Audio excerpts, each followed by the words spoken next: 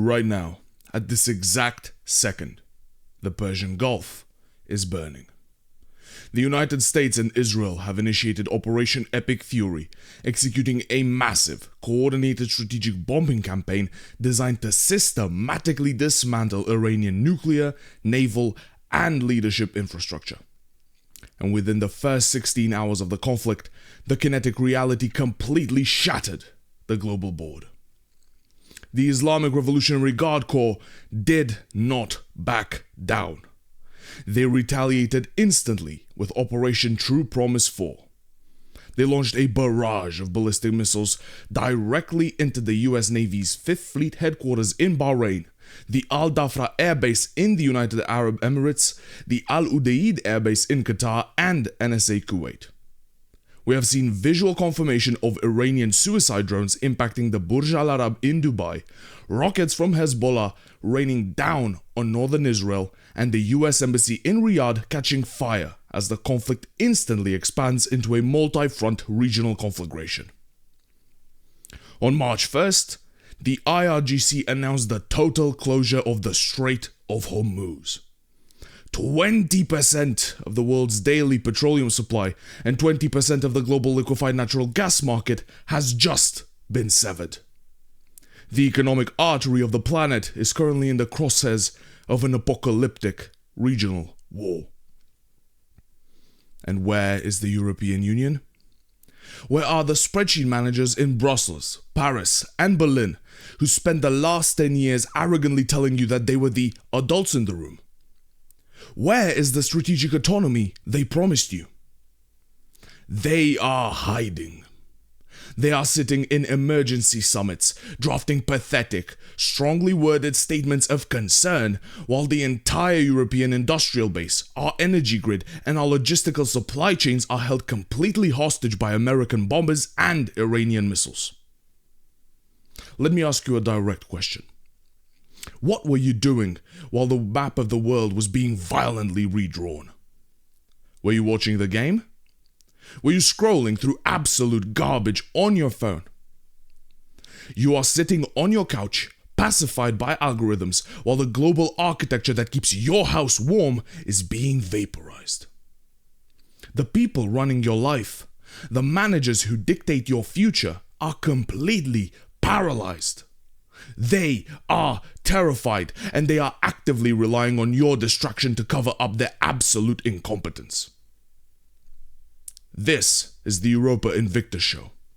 I am Alex, and in this broadcast, we are bypassing the sterilized, cowardly narratives of the cesspool that is the mainstream media. We are not a breaking news desk, and we are not doing tactical sports commentary on a war zone. We are executing a real-time, kinetic autopsy on the absolute, humiliating death of European sovereignty. If you refuse to be kept in the dark by a political class that has surrendered your perimeter, hit subscribe, leave a like, and tell me in the comments below exactly where you believe I am wrong. We are auditing the toothless corpse of the European lion, so let us look at the ledger. To understand the complete subjugation of the European continent, you have to look at the death of the diplomatic illusion. The European Union operates under the delusion that international relations are governed by polite treaties and normative moral force. Let me tell you, they are not. Treaties are enforced by hard, kinetic leverage, and they are protected by strong capital. For the last decade, the European Uniparty tried to salvage the Iran nuclear deal. They created synthetic financial mechanisms like Instex. They gave smug speeches at the United Nations about how Europe was an independent diplomatic superpower that could pacify the Middle East through trade. But look at the imperial reality of the opening days of March. While the Excel managers in Brussels spend their time drafting the AI Act to regulate speech and burden European tech developers with compliance forms, the United States operates in the kinetic realm. On the morning of February 28th at 5:54 a.m., OpenAI CEO Sam Altman announced an agreement with the US Department of War to deploy their artificial intelligence models inside classified military networks. The United States is actively integrating one of the world's most advanced AI into their autonomous weapon systems and target acquisition grids. They are building Skynet. Europe? Europe is just building regulatory paperwork. Now think about that for a second. Look, really think about it. You are paying for this. Your tax euros, the money extracted from your paycheck every single month, are funding an army of thousands of unelected bureaucrats in Brussels whose only function in a global crisis is to draft compliance forms. Are you awake yet? Do you understand what a sick joke this is? You are actively funding your own geopolitical irrelevance. While America builds autonomous kill chains and drops B-2 stealth bombs, your leaders are debating digital hate speech. It is an absolute embarrassment. Now look at how the rest of the world reacted to the launch of Operation Epic Fury. The United Nations issued a statement, and I quote, calling for restraint. Now this is the geopolitical equivalent of whispering into a hurricane. In contrast, the small nation of Oman, a small Gulf state you may not know about, but you really should, issued a direct, sovereign warning to the United States, explicitly stating, and I quote, "This is not your war. Do not get sucked in further." Oman, therefore, we can assume, asserted its perimeter. And what did Europe do? Emmanuel Macron scrambled to the microphone to announce France is increasing its nuclear arsenal and refusing to disclose the numbers. A desperate, reactionary attempt to project strength while the continent burns. Hours later, Polish Prime Minister Donald Tusk publicly announced that Poland must prepare for, and I quote, autonomous action regarding nuclear security. The unified European front is dead. As the American security umbrella gets dragged into the Gulf, European states are realizing they are completely defenseless and are scrambling for independent nuclear deterrence. Now, I've mentioned France, I've mentioned Poland. What about Germany? Well, Chancellor Friedrich Merz rushed on a flight to Washington, D.C., summoned to meet with President Trump to figure out what Germany's role in this American war is allowed to be. Fundamentally, in layman's terms, he went there to take orders. Now, I want you to look at your leaders. Like, really look at them. I'm really going to give you a moment to do that.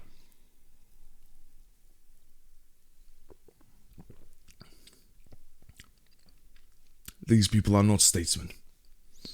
These people are middle management bureaucrats who spent years lecturing the world about peace, and the absolute millisecond Washington commands it, they immediately drag your nations into a massive military conflagration. This is the undeniable proof that European diplomatic treaties are utterly hollow. If you do not possess the financial architecture to dictate markets, the technological base to build your own AI defense grids, and the military leverage to enforce your borders, you are a vassal. The adults in the room are just taking orders from Washington, and Washington just set the room on fire.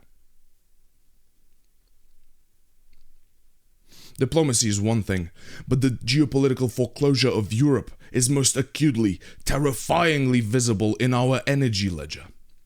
The spreadsheet managers in Brussels are entirely responsible for the deindustrialization of the continent. Following the escalation in Eastern Europe, the European Union executed a rapid decoupling from Russian pipeline gas. The Repower EU mandate was aggressively championed across the legacy media as a glorious pathway to secure European energy autonomy. It was a complete, structural lie. The empirical data demonstrates that Europe merely traded overland pipeline dependence on Moscow for maritime liquefied natural gas dependence on Washington and the Gulf states. In essence, and again in layman's terms, we traded a Russian leash for an explosive Middle Eastern one. On the evening of February 28th, at 1742, the kill shot was fired. The Islamic Revolutionary Guard Corps officially announced the closure of the Strait of Hormuz. The United Kingdom Maritime Trade Operations confirmed that commercial vehicles operating in the Arabian Gulf were receiving VHF broadcasts from Iranian forces enforcing the blockade. International law does not stop an anti-ship missile. Simultaneously, Ansarullah, the Houthis in Yemen, they resumed full-scale kinetic attacks on shipping in the Red Sea. The IRGC has already claimed to have struck 3 tankers belonging to the UK and the US for attempting to breach the blockade. The Danish shipping giant, Maersk, ordered its vessels to completely stop transiting the strait. As of early March, over 170 commercial vessels are paralyzed, waiting for orders they cannot execute. But it gets worse. Following a direct strike on their facilities, Qatar Energy, the world's largest LNG producer handling nearly 20% of global supply, suspended all liquefied natural gas production. The Fujairah oil industry zone in the UAE is currently on fire. The economic artery of the planet has been severed. Now, I want you to remember this exact broadcast when you open your gas bill in the coming winter. When you go to the supermarket and see the price of basic groceries up another 20%, I want you to remember this war. Within hours of the initial strikes, EU gas prices surged past the 50% mark. The price of gas in the UK almost doubled, skyrocketing by 93%. Global oil jumped past 5%. European markets immediately opened in the red. The Paris index fell by 2.3%, Frankfurt dropped 2.2%.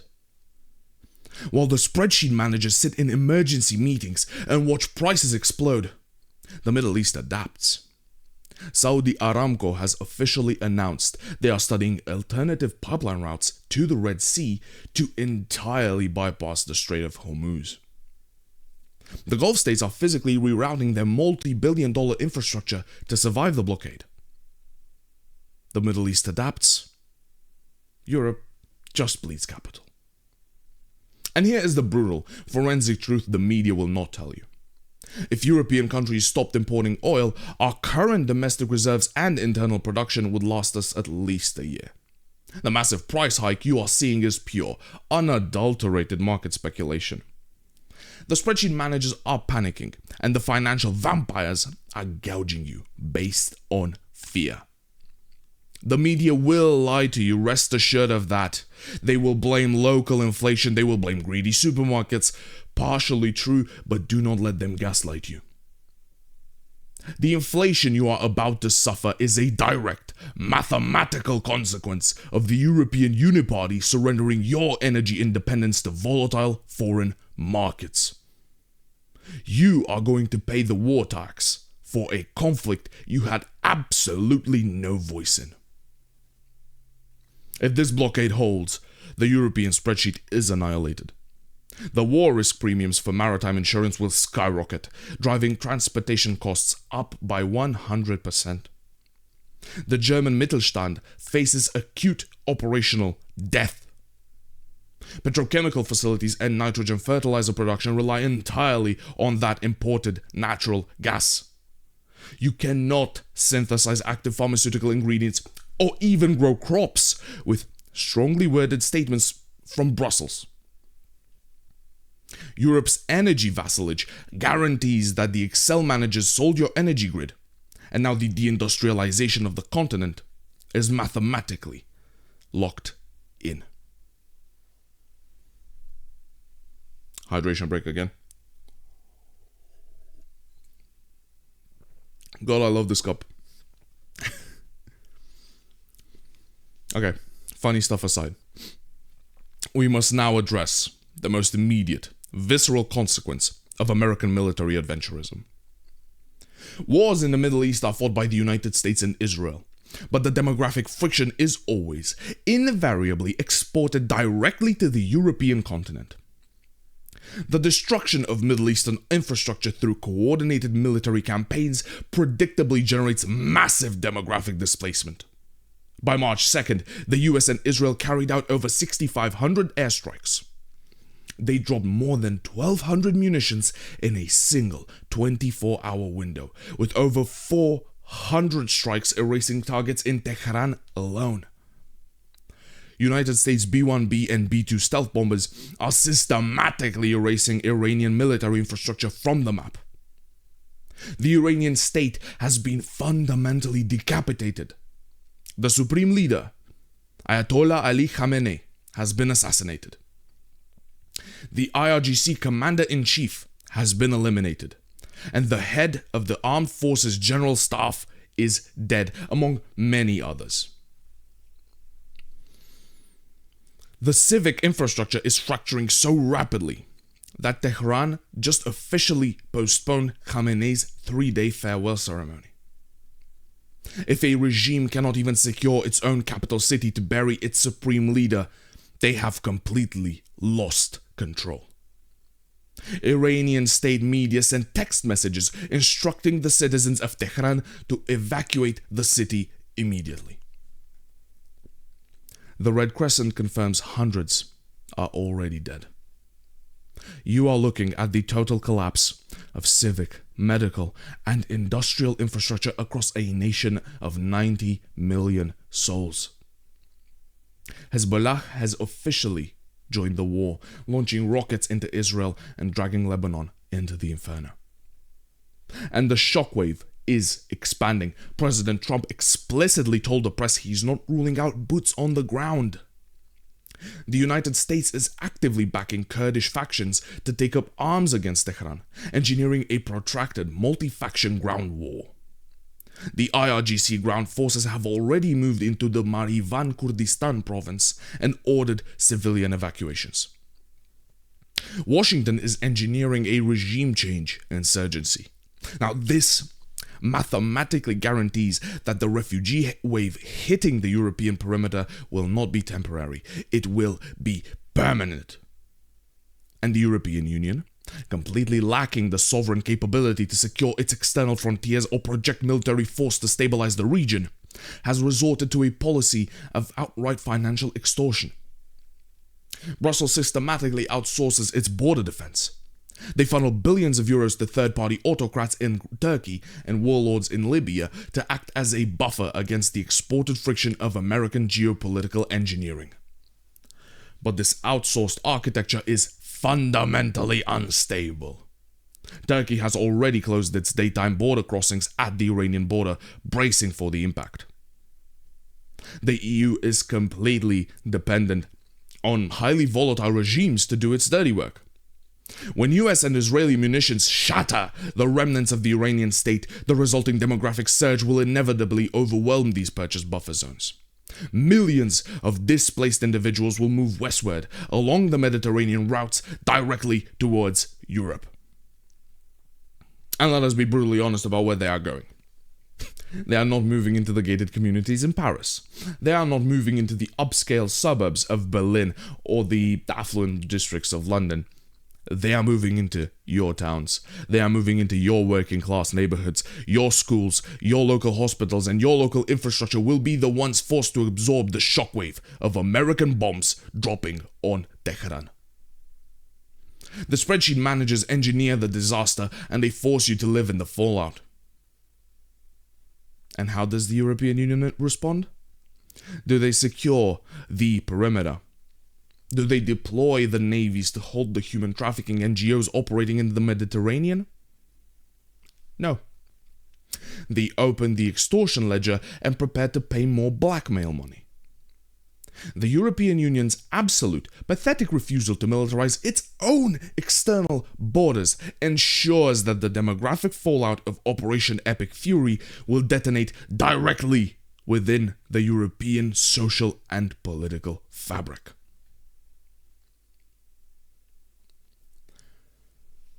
The ultimate realization of this entire geopolitical crisis is that the European nations are demilitarized spectators on their own continent, acting only as vassals as vassal buffer states for foreign empires. The definitive measure of geopolitical sovereignty is the possession of kinetic leverage. It is the unilateral capacity to project military force, secure your strategic interests, and physically defend your own borders. Look at the absolute state of the United Kingdom. For the last year, Keir Starmer's Labour government has pleaded poverty. They told the British public that the treasury was empty. They systematically stripped the winter fuel allowance from British pensioners. They released thousands of convicted criminals onto the streets because they claimed they mathematically could not afford to build or maintain the prison infrastructure. They abandoned the domestic perimeter. But the moment the United States and Israel initiated a massive regional war, the money magically appeared. Prime Minister Keir Starmer stepped up to the microphone and explicitly allowed the United States to use British bases for the war effort. Let that sink in. The British state cannot afford to heat the homes of its own elderly citizens in December. The British state cannot afford to keep violent criminals behind bars in London or Manchester, but they have the infinite operational budget to deploy Royal Air Force fighter jets to the Middle East and volunteer their own bases for Washington's geopolitical objectives. And what does this vassalage actually buy Europe? It buys us a target on our backs for a coalition that is actively imploding. The blowback was immediate. The British RAF base in Akrotiri, Cyprus, was struck by an Iranian drone, forcing civilian evacuations at the nearby Paphos airport. Greece had to activate a unified defense doctrine just to protect Cyprus because the British cannot secure their own forward operating bases. A NATO camp in Kuwait hosting Italian troops suffered significant runway damage. A French Navy facility in the UAE was impacted by Iranian projectiles. 6 American service members have already been killed in action. Kuwait has just formally announced the death of 2 of their own soldiers from direct Iranian strikes. The coalition itself is in chaos. The catastrophic friendly fire incident over Kuwait was not just a malfunction. It was a Kuwaiti FA-18 fighter jet shooting down 3 American F-15s. The US State Department ordered all non-emergency personnel to evacuate Jordan, Bahrain, and Iraq. The UAE and Qatar are literally running out of interceptor missiles and are begging Washington for an exit strategy per Bloomberg. President Trump initially claimed this operation would take 4 days. By March 3rd, he is openly telling the press it will take 4 to 5 weeks, explicitly stating he wants to turn Iran into the perfect scenario. The next Venezuela. And while Europe cowers and bleeds for a proxy war it has no control over, look at the kinetic gap. CENTCOM just announced they completely destroyed the entire Iranian navy in 48 hours. The entire fleet is at the bottom of the Gulf, or off the coast of Sri Lanka in international waters. Meanwhile, the European Uniparty is helpless, possessing absolutely no military leverage to secure its own streets, yet happily draining its own treasury to hold Washington's coat. Stripped of the financial architecture to enforce its treaties, and devoid of the kinetic capabilities to secure its own perimeter, Europe operates merely as a highly regulated economic zone, totally and structurally subordinated to the strategic imperatives of the United States. Let me clarify one thing. If you don't get a seat at the table, you probably are an item on the menu. This is the forensic reality of the European condition in real time. The Strait of Hormuz, it's closed. Is closed. The energy grid is bleeding out.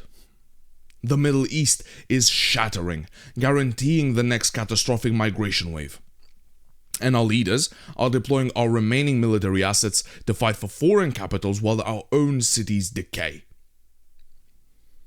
As Operation Epic Fury reshapes the world, Europe will merely pay the geopolitical costs for a conflict it can neither prevent nor control. Stop waiting for a savior. Stop looking at the ballot box and hoping the next puppet they parade in front of you is going to magically restore your borders and your industry. They are not coming to save you. As I said in my previous video, you cannot vote your way out of a mathematical liquidation. The spreadsheet managers have sold the European perimeter. The Uniparty has managed the decline perfectly. The only mechanism for survival against the coming shockwave is local sovereignty and aggressive lateral solidarity. The handshake ledger we've been speaking about for a while now. You must build parallel, resilient infrastructure within your own communities, because the central state is utterly mathematically defenseless. Before I go, I will leave you with a final warning from the ancient ledger. It is short, but this passage perfectly describes the tragedy of a state that abandons its perimeter, compromises with corruption, and surrenders its strength. From the book of Proverbs, chapter 25, verse 28. Like a city whose walls are broken through is a person who lacks self-control. We have allowed the walls of our continent to be broken through by a political class that lacks the moral courage to defend its own people. It is time to rebuild the fortress from the ground up, brick by brick, without them. But I want to leave you with a final, absolute truth. They want you to believe that the European chapter is closed. The bureaucrats, the media, and the foreign empires want you to accept that we are destined to be nothing more than a museum for American tourists and a collateral buffer zone for Middle Eastern proxy wars. Do not accept their managed decline. We are the inheritors of the greatest civilization in human history.